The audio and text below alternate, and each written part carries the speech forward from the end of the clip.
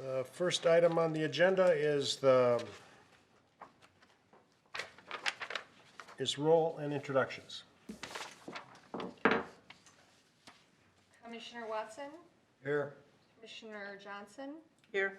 Commissioner Robbie, Here. Commissioner Huber, Here. Commissioner Hartman, Here. Commissioner Henches is absent with notice. Commissioner Vana, absent. Thank you, Barb. Also in attendance, Brad Davis, our planning manager, Marty Schmitz, zoning administrator, Greg Wagner, senior planner, Nathan Hall, associate planner,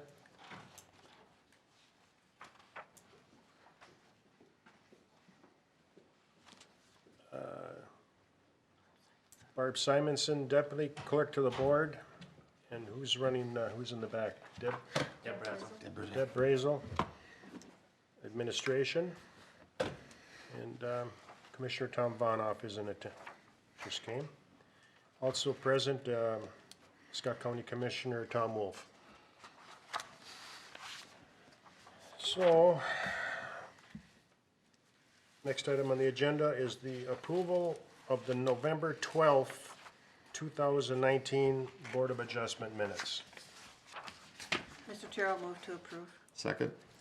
Motion by Commissioner Johnson, second by Commissioner Von Hoff. Any further in questions? Or all those in favor say aye. Aye. Opposed? Motion carries.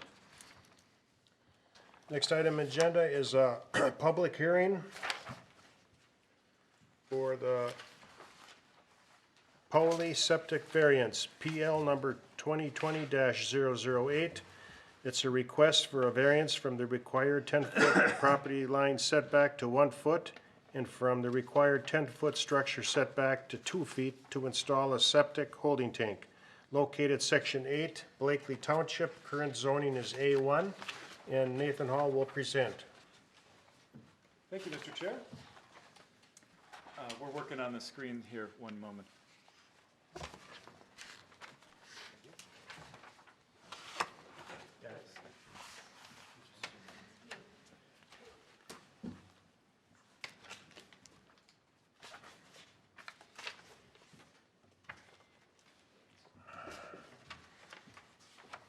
Mr. Chair, as you stated, the property is located in the hamlet of Blakely in Section 8 of Blakely Township. The parcel has frontage on Elm Way, County Highway, and is only 0.08 acres in size. The parcel is largely consumed with the property's sole structure. A historic building from the late 1800s, it now functions as a single-family home.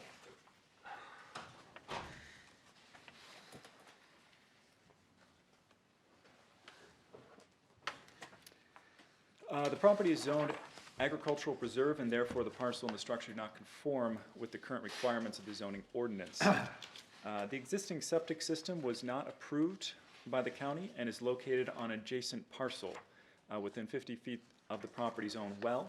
The applicant purchased the property in August of 2018 and reports in the narrative that was provided that he discovered the septic system was located within the railroad right-of-way after the purchase of the property was complete. The applicant approached the county to propose an alternative to the non-compliant system. The application was not a result of an enforcement action. The applicant has proposed a Type 2 septic system be constructed to replace the existing septic system. A Type 2 septic system or holding tank is the only feasible option in this circumstance due to the property's small size and inability to place a septic drain field. The county subsurface sewage treatment system ordinance regulates location, installation, and management of septic systems within Scott County according to Minnesota law. Under this ordinance, the holding tanks are required to be set back 10 feet from a property line and also 10 feet from nearby structures.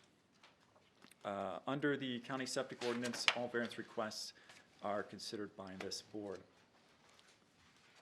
As proposed, the holding tank would be located, you can see the small scale of the property, and just to give you an indication here, this is, I can orient this for you.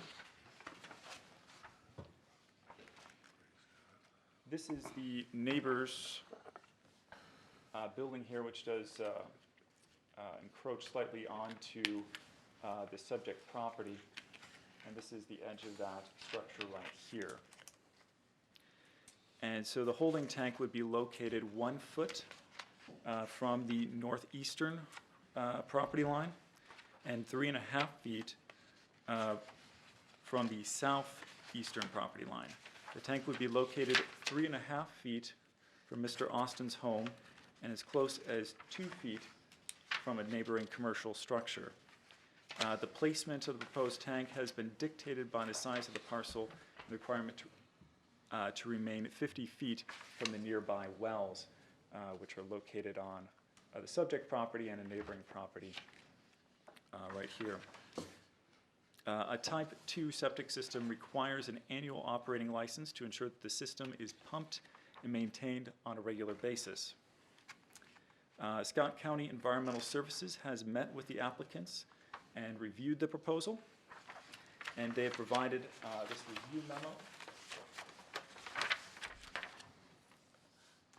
stating where they are recommending approval of the requested variance subject to the applicant receiving approval from a licensed civil structural engineer for the placement of the holding tank that would be this close to the existing structures.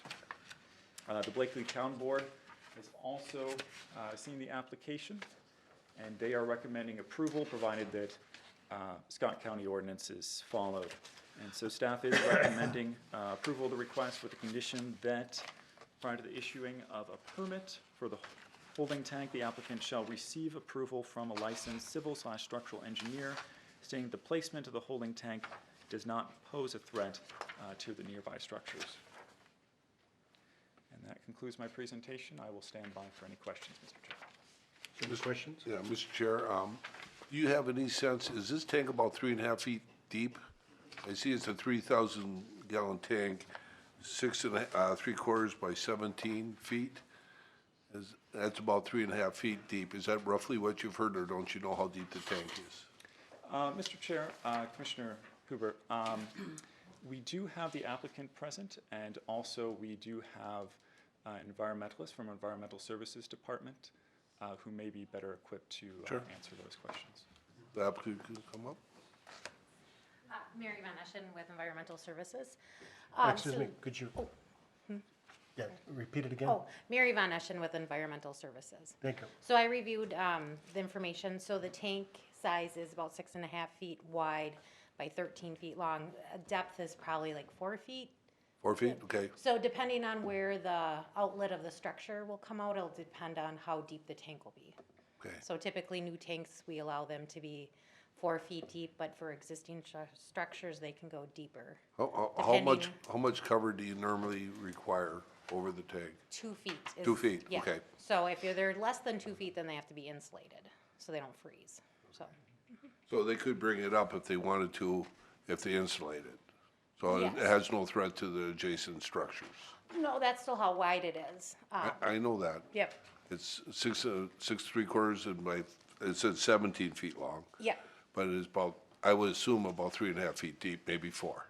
Yeah, it all depends on what that outlet will So look if they like. wanted to get up, if they're awful close to footings, then they could bring it up, but they'd have to insulate it then. Yeah. Okay.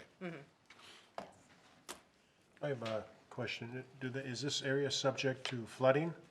No, this is above the flood area, so most of it happens by the railroad or north from the railroad. So this is quite higher than that, so. But the existing tank right now is in the railroad right away. So. If the tank is insulated, does it take up some of the tank space, or doesn't it make a difference? It doesn't, no, it doesn't really make a difference. They just put like 2 inches of that foam plywood stuff insulation around it usually, and some tanks come insulated, the tops are insulated. Mr. Chair, yeah, they would put about 2 to 3 inches high density styrofoam over the top of it, maybe extend about 5 feet past the tank. Yeah, and- Frost doesn't go yeah, down as and much. sometimes they go down the sides of it too, Yeah, depending they on could how. do that too. Yep, depending on how shallow it is. Any other questions from the board? I just have one for Nathan. Okay. Nathan, I noticed that the zoning is A1, which I thought was odd, but now it might become hamlet zoning? And if so, would that change any setbacks?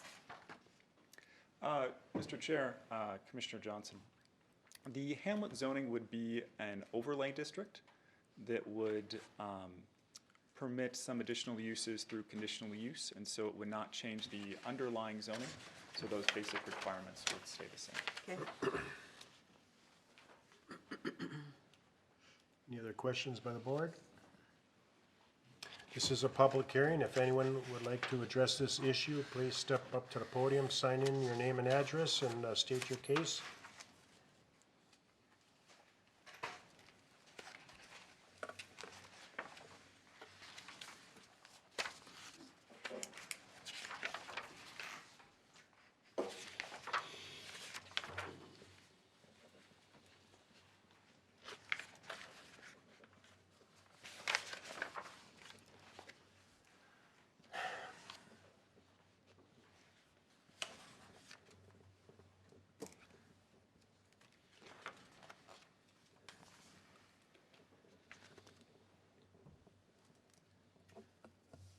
My name is Arlene Albrecht, and I own the adjoining property, and I'd like to know what effect it's going to have on my property, especially now when they're talking about hamlets and possibly letting some commercial building or businesses come in. How's that going to affect me? Okay, we'll have someone address those issues. Arlene? Anything else? That's probably it. I'd just like to know, if it's only a 1 foot instead of 10 feet, if somebody would buy that property, which is prime, it's on the corner of Union Trail and Elm Way, if somebody wanted to do a business there,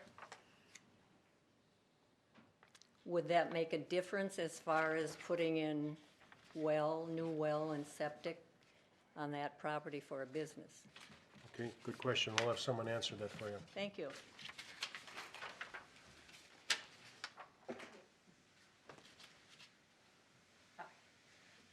So it's just a holding tank. So it's just, there's no drain field, but for existing septic systems or putting in a new one for your residents, there is no setback from septic system to septic system. For a new well, obviously it's a 50-foot setback. So they're already trying to squeeze it in on the smallest spot they can with 2 wells, one on your neighboring property and one on their property. But there really shouldn't be any effect. They're gonna have the engineers look at the footings and everything to make sure the tank's not gonna have any effect to your property. I know they have to remove some concrete back there already to fit the tank in. Do you have any other questions or? One question. Excuse me, Arlene, can you step up there? And I'm sorry. Sorry.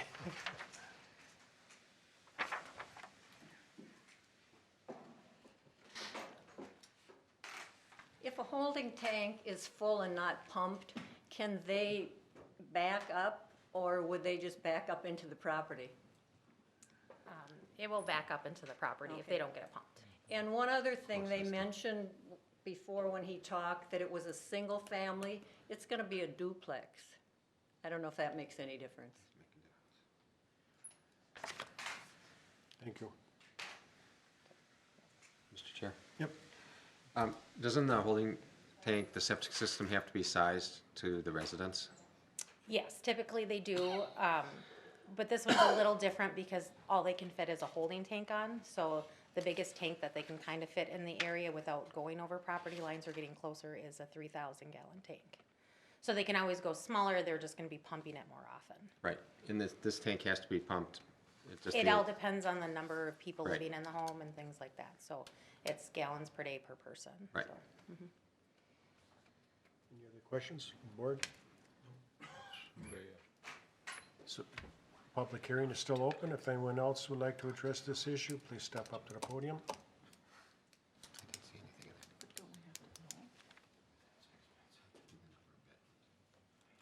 We're just curious, Mr. Chairman, as if it would be a duplex.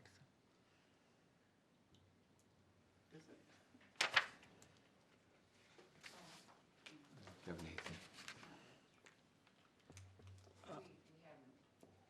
Mr. Chair, perhaps the applicant can address their intent to use the property and how they intend to use the property. All right.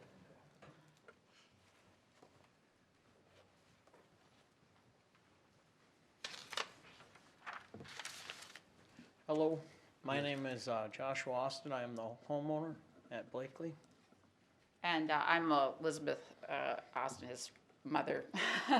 Did a lot of paperwork together. Well, basically, we hadn't really addressed any type of zoning transition issues because we had been focused on this one and had to kind of tackle it first. So we had, that was sort of our goal, but we haven't talked to anybody about our goal yet, and therefore, we would have to, do the proper zoning transition to change the status of it from one residential to duplex. So it's kind of something we didn't mean to not, bring into the picture. It was just a bit oversight on our part. But we have no intention of doing something that you don't approve of, or obviously we're bringing all this forward. We're bringing forward the illegal septic tank that we had nothing to do. We intend to abandon it. We intend to go through all the proper procedures. It's, hazardous as it is, to have that and not, have it dealt with properly. So, and if there's any issue with, transitioning to a duplex, or if that's what he intends up doing, we'll certainly go through the proper procedures on that. Thank you. Mr. Chair, just for clarification, the property is zoned A1, so single-family residence is the only permitted use for a residential home in that zoning district. So Okay. it would require a rezone. Currently, under the comp plan, there is no plan for that property to go to anything but a single-family home. Okay, So I think in the long term, you're looking at a single-family residence. okay, well then that's what we'll do. Okay. So, okay, thank you, sir. All right.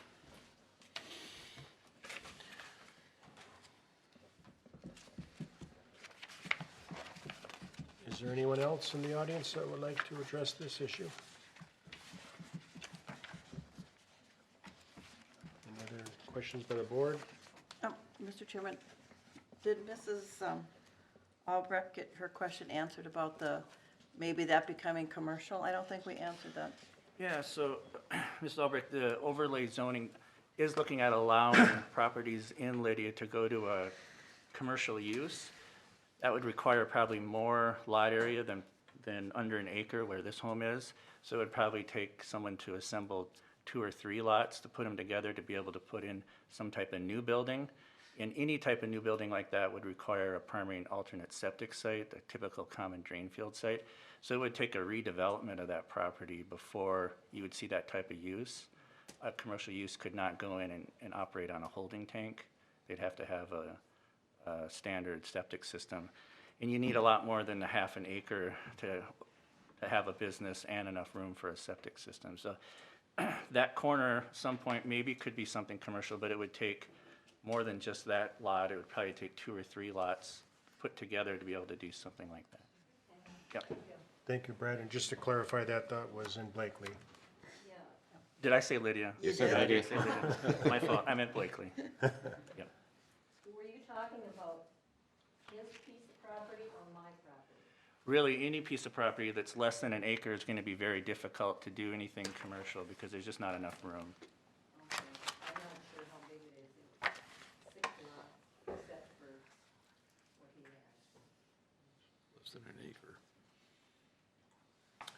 All right. Aren't any other questions? I'll entertain a motion to close the public hearing. So moved. Second. Motion by Commissioner Von Hoff, second by Commissioner Huber. Any further discussion?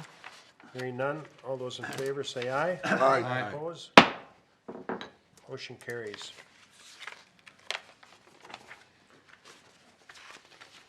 At this time, I'll entertain a motion. Mr. Chairman, based on the criteria for granting a variance, I recommend approval of the requested variance from the required 10-foot property line setback to 1 foot and from required 10-foot structure setback to 2 feet to install a septic holding tank, subject to the following conditions prior to issuing the permit. Holding tank, the applicant shall receive approval from a licensed civil structural engineer stating that the placement of the holding tank does not pose a threat to nearby structures.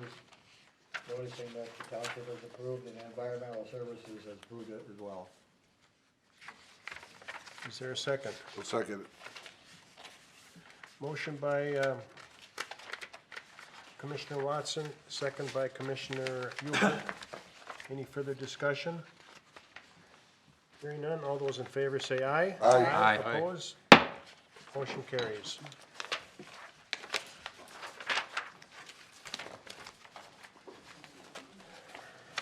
Next item on the agenda is the election of the Board of Adjustment officers. And what we'll be doing here is filling the chair of the board position, the vice chair of the board, and the secretary of the board. And rather than doing them individually, I'll take nominations from anyone for all three positions, and we'll continue on until no further nominations. And then we'll Mr. vote Chair, on them all who's at once. vice chair? Huh? Who's vice chair? Oh, okay. Right. Okay. So- I'll move to elect Gary Hartman as our chair, Ray Huber vice chair, and Barb Simonson as our secretary. Okay, is there any other nominations? Is there any other nominations? Is there any other nominations? I'll entertain a motion to close the nominations. So moved. Motion by Commissioner Von Off, second by Commissioner Robbie to close the nominations. All those in favor say aye. Aye. Motion carried. And now we'll, now we vote on the nominations. For Gary Hartman for chair, Ray Huber for vice chair, and Barb Simonson for secretary. So all those in favor say aye. Aye. Oppose? Motion carries. I'll entertain a motion to close the Scott County Board of Adjustment meeting. I'll move to close. Motion by Commissioner Johnson, second by Commissioner Watson. All those in favor say aye. Aye. Opposed? This meeting is adjourned.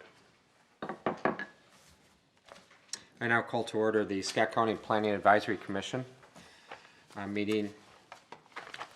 And we'll start out with the roll call.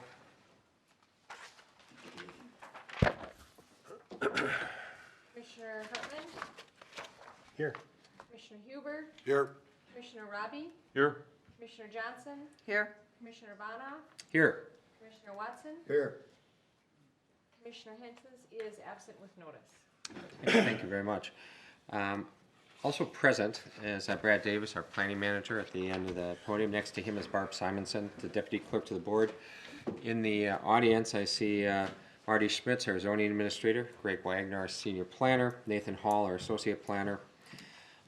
Deb Brazil is working for administration, running the video, and Tom Wolf, our county commissioner, is over here as well this evening. I think I got everybody there. Okay, the first item of business is approval of our January 13th Planning Advisory Commission meeting minutes. All the commissioners have been sent a copy of the minutes and had an opportunity to review them. Are there any corrections, deletions, or additions to the minutes as printed? Hearing none, I will entertain a motion to approve the minutes from the January 13th, 2020 meeting. So move. I have a motion by Commissioner Robbie. Do I have a second? I'll move to approve. Second. Second by Commissioner Johnson. Any discussion? Hearing none, I'll call for a vote. All in favor, vote aye. Aye. Aye. Opposed? The minutes are approved. First two items on our agenda are on our consent agenda. All these items listed are considered by the Planning Commission to be routine and will be enacted by one motion. There will be no separate discussion of these items unless a Planning Commission board member or a member of the public so requests, in which event the item would be removed from the consent agenda to be considered separately. So the first item here this evening on the consent agenda is a public hearing, Mixed Acres. It's planning number 2020-005. It's a request for a preliminary and final plat of Mixed Acres, second edition, consisting of one lot on 11.74 acres. Location is Section 33 Cedar Lake Township. Current zoning is RR1, Rural Residential 1. Anyone wish to remove that from the consent agenda? Okay. The second item is the Herman Edition, 2020-003, request for a preliminary and final plat of Herman Edition consisting of two lots on 30 acres. It's in Section 22 Cedar Lake Township. Rural Residential 1 is the current zoning. Anyone wish to remove that from the consent agenda? Okay. Then I will ask for a motion to approve both of these items on the consent agenda. Mr. Chair, I'll move to approve the 2 items on the consent agenda as listed. I have a motion by Commissioner Johnson. Do I have a second? Second. Second by Commissioner Hoover. Is there any other discussion? Hearing none, I will call for a vote. All in favor, vote aye. Aye. Opposed? Those 2 items have been approved. So if you're here for those items have been approved this evening. The next item is our public hearing. It's final grade, and it's a request for a conditional use permit amendment to expand outside storage and recycle concrete material. The location is Section 4, Sand Creek Township, and the current zoning is I-1. And Marty Schmitz, our zoning administrator, will be making the staff presentation. Good evening, Mr. Schmitz. Good evening, Mr. Chairman, Commissioners. On the screen is a site location map for the RJ Properties final grade conditional use permit amendment request. Outlined in red is the 11 acres that is owned by RJ Properties. The property is zoned industrial. To the east of the property, you have State Highway 169 here. On the north side of the property is Bluff Drive. This parcel is in Sand Creek Township. This dark line here to the north is the boundary between Sand Creek and Louisville Townships. Jump to an aerial photograph now.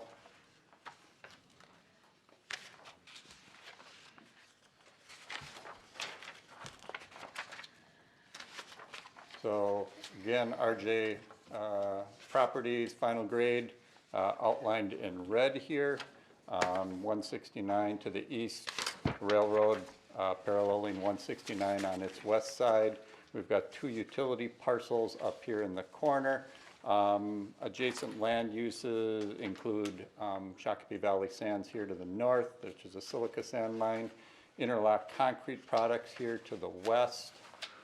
Herman Landscaping, they have a yard facility here on the south side of the parcel.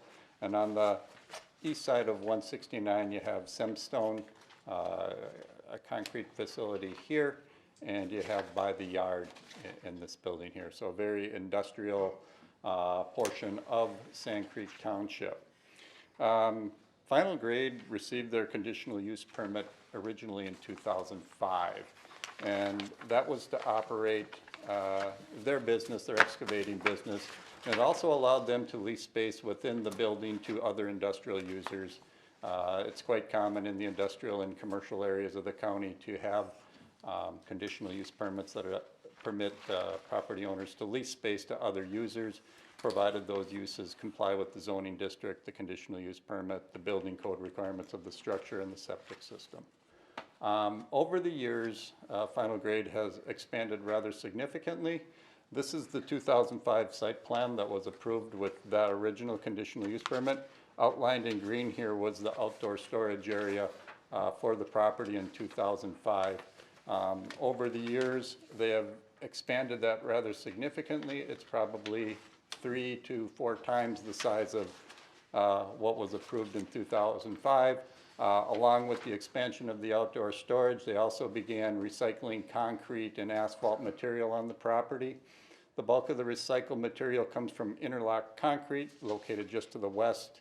Final Grade gets all their reject materials. Once they accumulate a large enough stockpile, they bring in a crusher and size it for various products for retail sale. Currently, they figure they wouldn't have more than 30,000 tons of recycle or finished product on the property at any one time. So one of the major planning issues with the expansion of the outdoor storage area is addressing the stormwater runoff from the additional impervious surface. Final Grade did hire Otto and Associates to put together a resource management plan. That resource management plan included stormwater ponds and rather large infiltration areas located here along the east and southern boundaries of the property. The our natural resources engineer has reviewed that resource management plan, and you do have a memo from her. She did have a number of comments that need to be addressed prior to county board action on this amendment. However, she didn't feel that any of her comments were deal breakers here that couldn't be addressed as part of the process prior to county board action. One of the more significant issues with the development of these stormwater facilities, the applicant has constructed a screening berm along the eastern side of the property that aids in screening much of the facility from 169. If you drive by 169, all you can really see is the top of the stockpiles back here. In order to make room for these stormwater ponds, they want to cut into that berm, and in order to preserve the berm and utilize the space, they're going to be constructing a retaining wall along the east side of the property here and the south side of the property here. This area where the retaining wall is going happens to be in a utility easement for an overhead power line.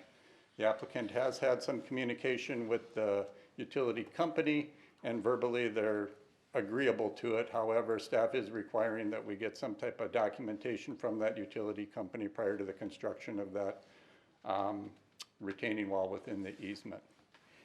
Trying to think what else here. The town board did hear this request at their meeting last Thursday night. However, the town board wasn't aware of the staff report at the time they met with the applicant. So you did receive a memo or an email from Chad Sandy here today. Essentially, Chad saying they've reviewed the county's planning report on the project and they don't have any additional conditions or issues with the property, and they do recommend approval. Staff is recommending approval of the amended conditional use permit subject to the revised conditions within the planning report and subject to the resource management plan being approved and approval from the utility company on the retaining wall prior to county board action on the request. And with that, I'll stand for any questions. The applicant is present, as is a member of the Sand Creek Town Board. Mr. Chair, Marty, what triggered the additional infiltration ponds that weren't there before? Just expansion of the outside storage? Yeah, the significant expansion of the outside storage is what triggered those. And, you know, the stormwater standards really haven't changed all that significantly from 2005 to today. There have been some tweaks, but the bulk of the language in our stormwater section was developed in 2001, so it's pretty similar. As far as, how high is that berm roughly, would you say? I would say it's probably 4 to 8 feet, depending upon which 4 to portion 8 of the or 4 to 8 berm feet, you're on. Yep. okay. But you modular block wall, or don't you know what kind of retaining wall? The applicant will come up and answer that question.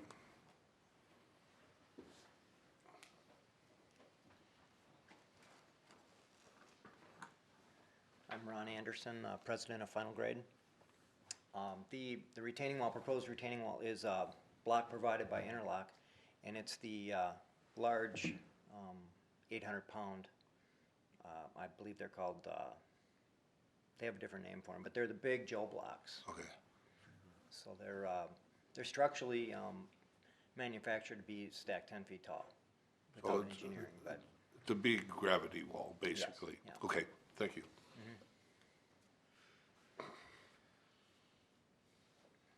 So,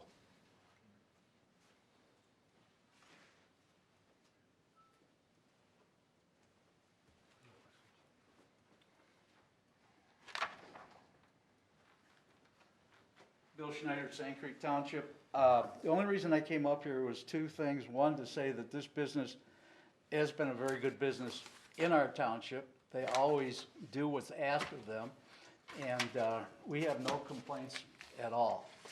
And we didn't get that paperwork, so that's why it wasn't filled out before. Chad sent the email, and I decided to show up just to double check and make sure everything was all right. Okay, thank you, Bill.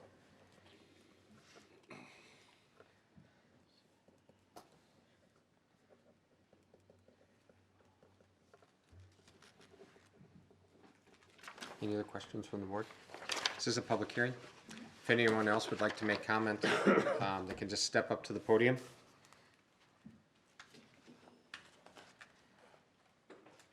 Not seeing, I'll look for a motion to close the public hearing. So move. Second?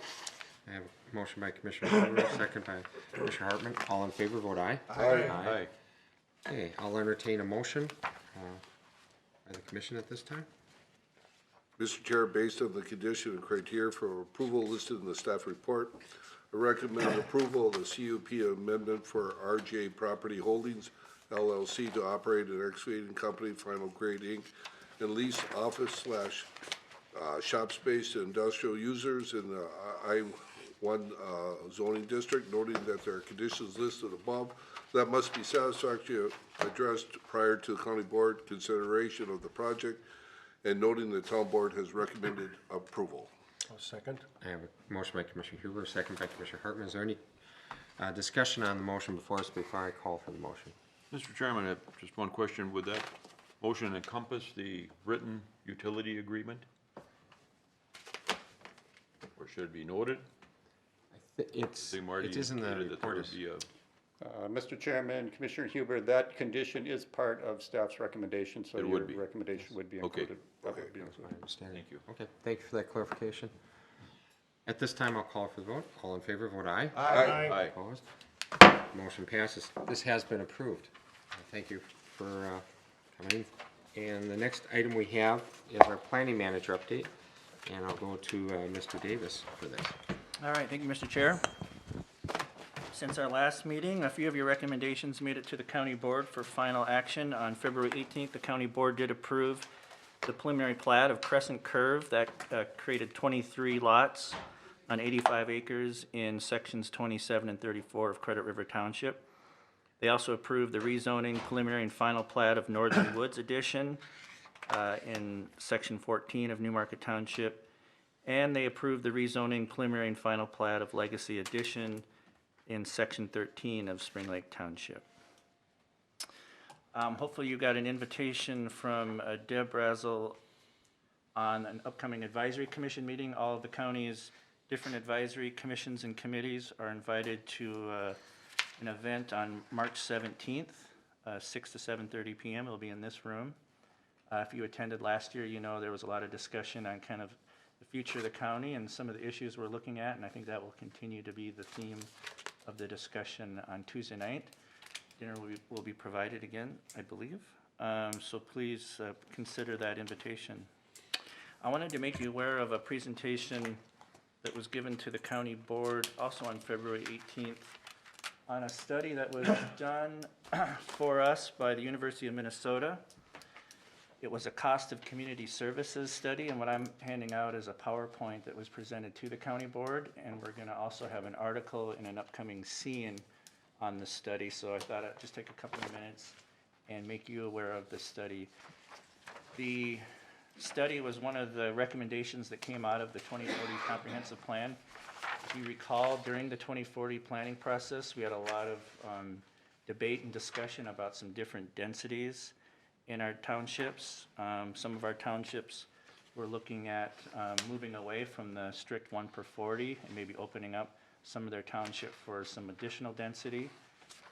We had other townships that were wanting to get away from the clustering density options that were being provided and go to more of a straight 1 per 10, which is a plat that we had on your agenda here tonight. And during that debate, there was really good questions about what impact that has on public services. How does it change what it costs to provide busing or road repair and road maintenance and all the different services that the county provides when we look at different density patterns. So we undertook a study with the University of Minnesota when we were part of the Resilient Communities Project we identified 14 different topics that we needed some help on, and this was one of those topics.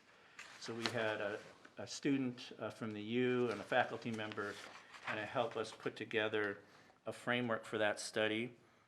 And so the question was really, do different densities pay their own way? Are we collecting enough money from the property taxes to pay for the services that those densities provide? And you see in the handout here that we have some slides that kind of have the final results.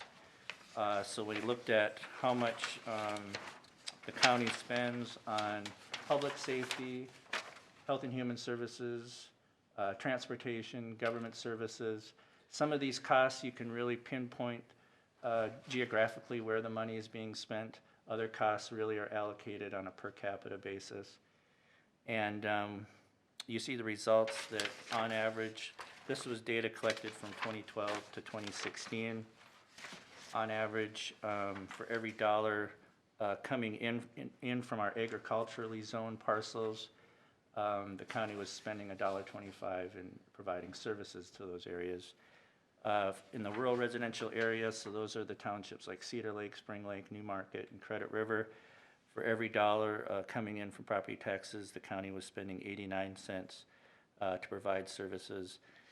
And commercial and industrial, like a lot of studies find, those tend to be advantageous for communities to have a lot of commercial and industrial on their tax base because you bring in more money typically from the property tax revenue than what you spend on services.